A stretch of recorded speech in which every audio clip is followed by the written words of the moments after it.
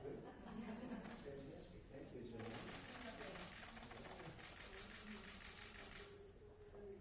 Congratulations to everybody. It will be bigger than you think. We're going to do something which I think you'll be very happy with, which nobody knows. Good morning, everybody. Thank you very much for being with us. This is a big day in many ways, many, many ways. The First Lady and I are delighted to welcome the members of Women's Suffrage Centennial Commission to the White House to celebrate the 100th anniversary of women securing the right to vote. That's something. I want to thank the commission members who have worked tirelessly for 3 years to tell the very powerful story of America's suffrage and America's suffrage movement. I'd like to introduce the women that have done such an incredible job for a long period of time. Jovita Carranza, SBA Administrator. Jovita. Hello, Jovita. She's the biggest banker in the world right now. Even though it's a small business, it's a big business, right? Kay Cole James, President of the Heritage Foundation.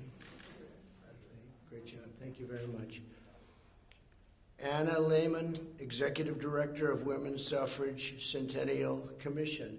Thank you very much. Good. Great job. Oh, you're going to be so happy in a little while because we're giving you a very special treat that you don't know about. Even you don't know about it. You know everything, you people. Cleta Mitchell, attorney, former member of the Oklahoma House of Representatives, a great attorney, I might add. Yes. Beyond an attorney, a great attorney, okay? I know that for a fact. Thank you, Cleta, very much. Marjorie Dannenfelser, president of the Susan B. Anthony List. You are going to be so happy in about 7 minutes. You won't even believe it. Karen Hill, CEO of the Harriet Tubman National Historic Park. Congratulations. Great job you do. Penny Nance, president of the Concerned Women of America.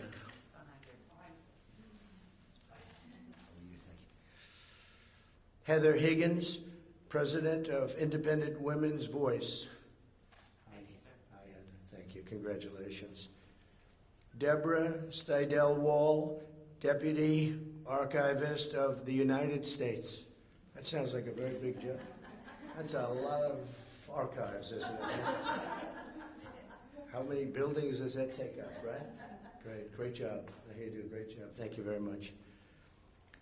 Colleen Shogan, Deputy Director, National and International Outreach for the Library of Congress. Fantastic. Another big one, right? That's great. Congratulations. That's beautiful. Susan Combs, Assistant Secretary of Policy Management and Budget at the Department of the Interior. Thank you very much. Great job. Thank you all very much. Today I'm honored to sign a proclamation celebrating August 18th, 2020 as the 100th anniversary of the 19th Amendment. In the summer of 1848, Elizabeth Cady Stanton stood before the first ever Women's Rights Convention in Seneca Falls, New York, and declared that women should enjoy this fundamental civil right. What a job she did. 7 decades later, the suffrage movement succeeded. On this day in 1920, the United States ratified the 19th Amendment. It was a monumental victory for equality, for justice, and a monumental victory for America. Today, a record-breaking 131 women are serving in Congress. Nearly 70 million women vote in elections. 56% of our nation's college students are women. More than 11 million women own successful businesses. In other words, women dominate the United States. I think we can say that very strongly. Before the China virus set in, it struck our nation. Women had gained 4.3 million jobs, a record. The women's unemployment rate had plummeted to the lowest level in more than 65 years. And last year, over 70% of the new jobs went to women. And I will say we're coming back very strongly And we're going to see those numbers again very soon. But the numbers that we have for unemployment and employment, frankly, we had 160 million people working. We've never even been close to that. And by next year, we'll be even higher than that number. Tremendous things are happening. As we fight to deliver a better future for all women and for all Americans, we remember the wonderful victory 1 century ago. While I am president, America will always honor its heroes, and we will always celebrate the patriots who secured women's right to vote. So this is an incredible document that I'm signing, and I wanted to just add something because this was brought up a week ago, and I was so surprised that it was never done before. Because later today, I will be signing a full and complete pardon for Susan B. Anthony. She was never pardoned. Did you know that? She was never pardoned. What was so wrong?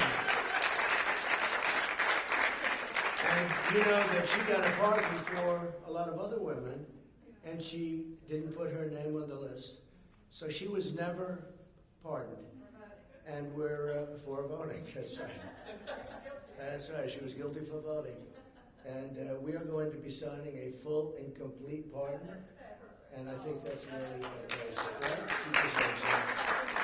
So thank you all very much. And let us sign, and we'll do the other signing later on. It's being prepared right now. And I look forward to doing it. Thank you very much. Please.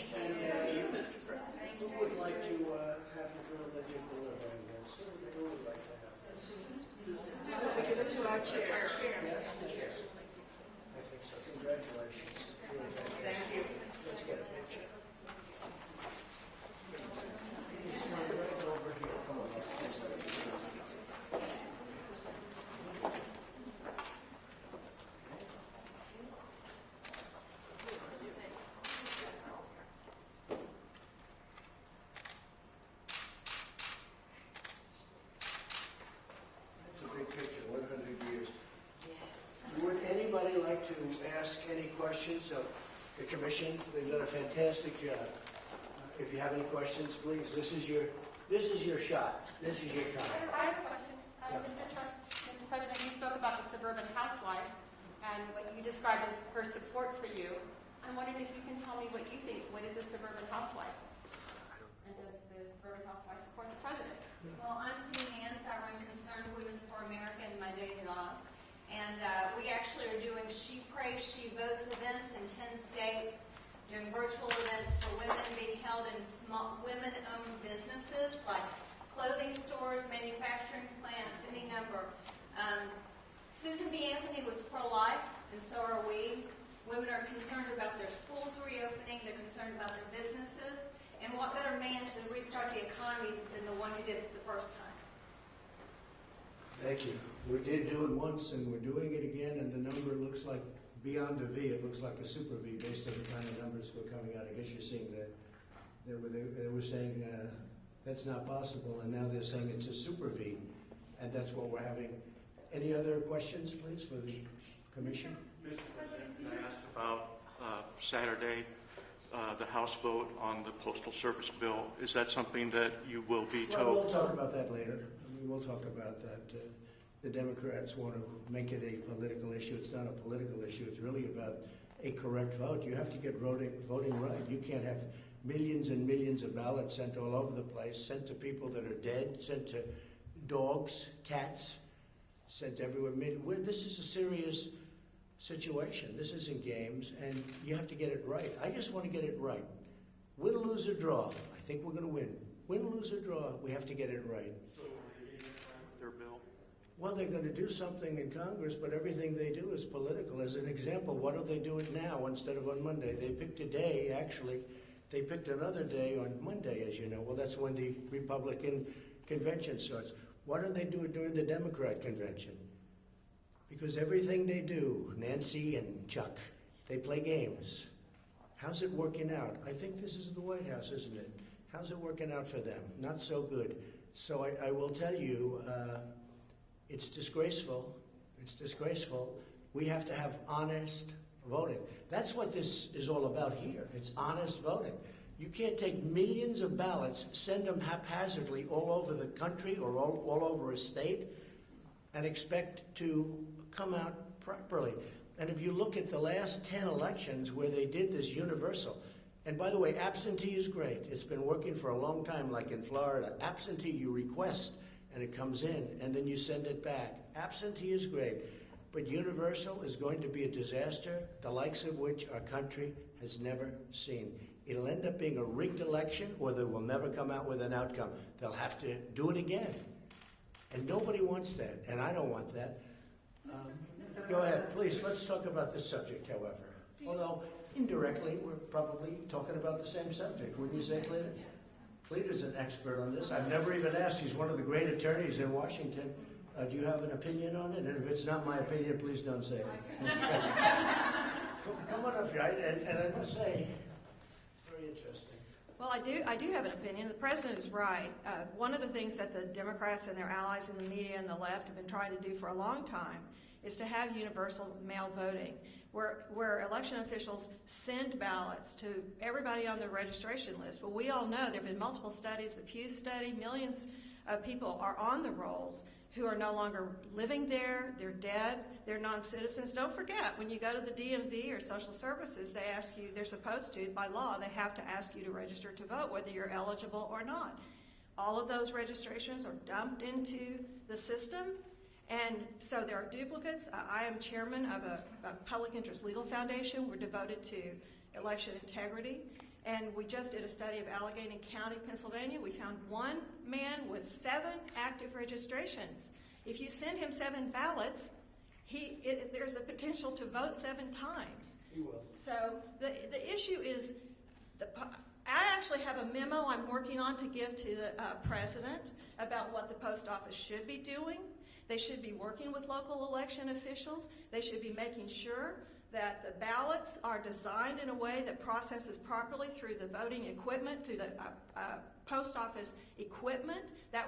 If everybody is focused on this situation with somehow the Postal Service, the president is somehow trying to do something to the Postal Service, I defy anyone in this room to be able to name a single, all of us can name multiple times when we sent a letter across town and it either didn't get there or came back 3 months later undeliverable to a correct address. So we know that the president is not responsible for the problems of the post office, but there are things the Postal Service should do in conjunction with election officials, and they should do those now and make sure that the systems are in place to properly process the ballots that are sent by mail. But the problem is that we are facing hundreds of lawsuits that have been filed by the Democrats and leftist organizations to force states to not have polling places. I personally believe that it's still, we should have election day, we shouldn't have election 3 months, and for sure we ought to be able to know by election night who won. So, Mr. President, you're 100% right, and there are a lot of us who are standing behind you and want to help. Thank you. I'll give you that letter if you could. If you have, Not yet. No, if you have it. From you, I'll take it. She's really one of the great lawyers. Thank you very much. And I'll wait for it. Can I add to the question Yes, before about please. women? There are a lot of issues where what the president is doing, talking about public safety, which is increasingly a concern for women as they see what is going on, but also policies that he's taken. So the president has done extraordinary things on healthcare. His executive order requiring price transparency That is an issue that is 88% popular across the country, across party affiliations, across ideologies, across demographics. Among women who are 40 and under, it's a 98% approval issue. Without this president being reelected, that executive order goes away because Congress hasn't yet made it into a law, because it goes into effect in January of 2021. So this has historically been the number one, if not the top 3 issues in the country. And this is the only person who's going to bring price transparency, which can bring down healthcare costs by 40%, revealing what the true prices are of your hospital or your insurance before you have to pay for it so you can shop, or other people will shop and that will drive down prices. Enormous issue for this cohort. So women care about a lot of things. So nice that you say that, because they don't speak about it, but transparency is a very controversial issue because doctors don't like it, and frankly hospitals don't. The good doctors love it and the good hospitals love it. Doctors and patients love it. Hospitals, insurers, PBMs, which are the wholesalers that control the pharmacies, Right. and pharma, they all have lobbyists all over Washington trying to stop what the president is doing. I've had many people that are really expert at it. They say it's a bigger issue than healthcare itself. It'll save so much money, and it's the full deal. I signed it. It's done. It goes into effect on January 1st. And you're right. If the Democrats get in, they'll probably try and end it. And what a shame that would be, because it was so hard to get it done, and it will save people massive amounts of money. I'm not talking about 1% or 2%. The other thing we just did, you probably heard, is I signed a favored nations clause on drugs, because we have countries in the world, Germany and others, but we have many countries in the world that pay a tiny fraction. I don't mean like 2% less, 10% versus what we pay. You have a pill that will sell for 10 cents in a certain country in Europe that will sell for $2.50 in this country, and it's so unfair to our people. And I signed a favored nations clause, and the drug companies are spending millions and millions of dollars trying to get me not elected.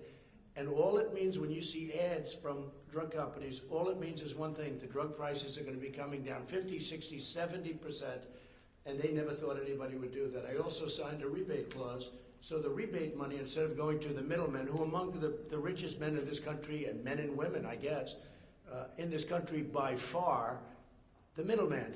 The middleman makes more money than the people that produce. At least the drug companies produce something. But I signed where the rebate goes to the people. There's never been anything like this. And as a non-politician, I could do it. And I will tell you, I was called by a lot of politicians that I was surprised at, literally begging me not to do it. Please don't do it. Please don't do it. And because, you know, the Big Pharma is by far the number one lobbyist paying group in the country, and people are loyal to Big Pharma, and I'm all for Big Pharma, but this is a tremendous, this will be a tremendous drop. So between transparency and what I just did with respect to favored nations, that means if Germany pays 10 cents and we're paying $2.50, we go down to 10 cents. That's a number that nobody's even thought of. And what will happen is they'll have to pay more, and we're going to have to pay much, much less. Like numbers, and it could be 70, 80%. So we're not talking about games. And nobody had the courage to sign it. A lot of people didn't even know about it. A lot of people. So I appreciate very much you said. And it may be that transparency is even more important than that. I think it is, because transparency is the basis for markets, and that's the basis also for trust. Right now, you don't have the right to know what something costs before you buy it. If airlines follow the same model as hospitals and insurers do, you wouldn't know the price of your airline ticket until after you landed, because they don't know how full the flight's going to be. They don't know how much gas they're going to have, fuel they're going to have to spend. So, but every other business manages to do their average pricing. Hospitals know their average prices. That's how they sell so quickly when somebody's buying a hospital. Right. They're just not sharing it It's so until great. after the fact. It's so great. Let's see, voters. Oh, well, that's interesting. See, This is the you just. historical statute. Jimmy Yeah, Kimmel this wants is to right. make fun of this again. No, but can I tell you that? No, I think it's great that you're doing. We're talking about something that you know a lot about, and it does pretend. It does really pretend to exactly what you're doing. I think it's true. You know, we did one other thing that is so important. Pharmacies, they didn't have to give any information. You go in for a pill, and the pharmacy gives you this crazy price, and you can't price it. You can't go around. You can't. do anything. I ended that practice. I said, what do you mean you can't negotiate? You didn't even have the right to negotiate. I ended that and was met with a hail of storm. Everything I do, I get met with a hail of storm. But you know what? I do the right thing. I do the right thing for the people. I don't need big pharma. They don't help me. They help a lot of other people, but they don't help me. I'm doing the right thing for the country. And let's see whether or not people realize it. They're spending millions and millions of dollars on negative ads on me. And you see, it's big pharma. Unlimited money. I mean, they have so much money. They have unlimited money. And let's see. But I think when people see big pharma taking ads on me that I'm such a bad person, what it means, and I hope they understand that, it means drug prices are going down. Caitlin, go ahead. Do you want to respond to Michelle Obama's speech last night where she said that you're in over your head and the wrong president Yeah, for the no, she country? was over her head, and frankly, she should have made the speech live, which she didn't do. She taped it, and it was not only taped, it was taped a long time ago because she had the wrong deaths. She didn't even mention the vice presidential candidate in the speech, and she gets these fawning reviews. If you gave a real review, it wouldn't be so fawning. I thought it was a very divisive speech, extremely divisive. We have a tremendous amount of enthusiasm for my campaign because of things like we're talking about now, drug prices and drug cuts and transparency with hospitals and doctors that are going to lower bills by 50%, 70%. You're talking about numbers that are incredible. There's a procedure, I won't mention what it is, but there's a procedure where one hospital was charging $2,500, another hospital was charging $32 for the exact same procedure, using the exact same kit, and the people weren't able to go around and even have that option. And it was the exact same. In fact, we did a study, and the one for $32 actually did a better job, okay? How about that? $2,500, $32, and the cheap one did a better job using the exact same stuff. So that's what we're talking about. We're talking about numbers that are incredible. No, I thought her speech was very divisive. And frankly, I wouldn't even be here if it weren't for Barack Obama. See, we're standing in the White House. I wouldn't be in the White House except for Barack Obama because they did a bad job, Biden and Obama. And if they did a good job, I wouldn't be here. I'd be building buildings someplace and having a good time. You compared your response to coronavirus to their response to the H1N1, but Well, the they have death... very bad reviews. If you look at the Gallup poll did a review of them. Now, you have to understand, that was a far lesser vicious disease. It was not the same, in the same ballpark. But, yeah, I know. It's also a much lesser disease. But they got very bad reviews. Gallup gave very bad reviews. And by the way, Gallup, at that same time, gave us very, very good reviews for the job we've done. So if you take a look at the Gallup poll from a couple of months ago, we got very good reviews, and they got very bad reviews. They were, I mean, the reviews they got for the handling of swine flu, or H1N1, which Biden calls N1, H1, and I don't even correct him on that. I don't even correct him. I said, well, that's a mistake you can make, but that's what he calls it. He's got it a little mixed up, but that's all right. Take a look at the Gallup poll, and there were others too. They got horrible marks, and that disease is a much lesser problem. Okay. Mr. President, do you support protesters in Belarus, and do you have a message? Do I support protesters and terrorists? Belarus. Oh, I thought you said protesters and terrorists. And do you have a message for Moscow regarding potential military Yeah, intervention? you have to understand me.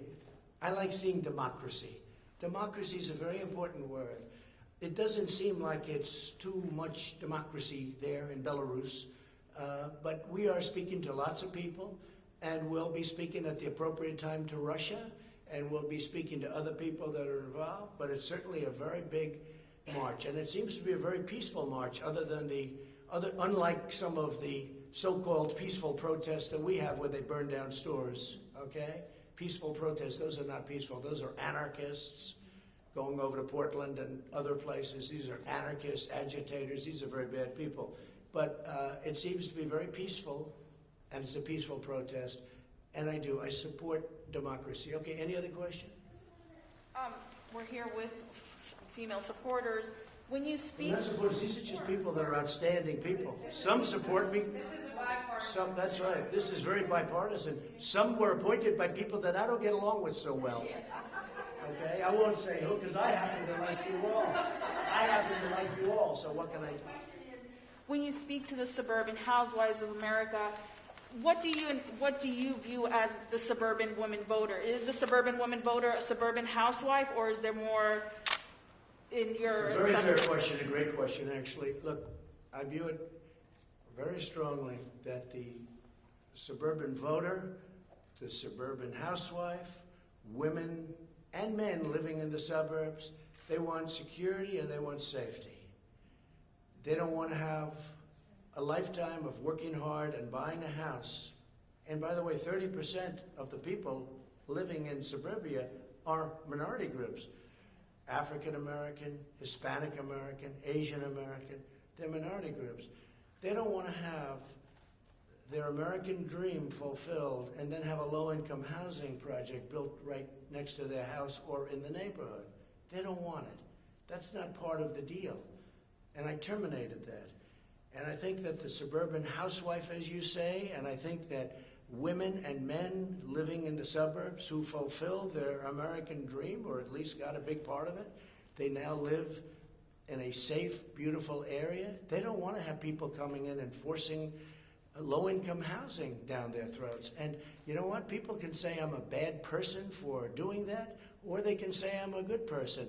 But I think that suburban women very much appreciate what I did. I terminated it. This has been a hot issue before President Obama, but he took it to a new level, and Biden is going to take it to yet another level. In fact, they say that Cory Booker, there's another beauty, that Cory Booker is involved. And if Cory Booker's involved, nothing good is going to happen. It's very unfair to suburbia. Men, women, husbands, housewives, whatever you want to say, it's very unfair. And I think it's a very important issue, and I think they respect very much what I did, and nobody else would have had the guts to do it. Thank you all very much. We'll be signing for Susan B. Anthony the full pardon very, very soon. Thank you very much. Lukashenko step down.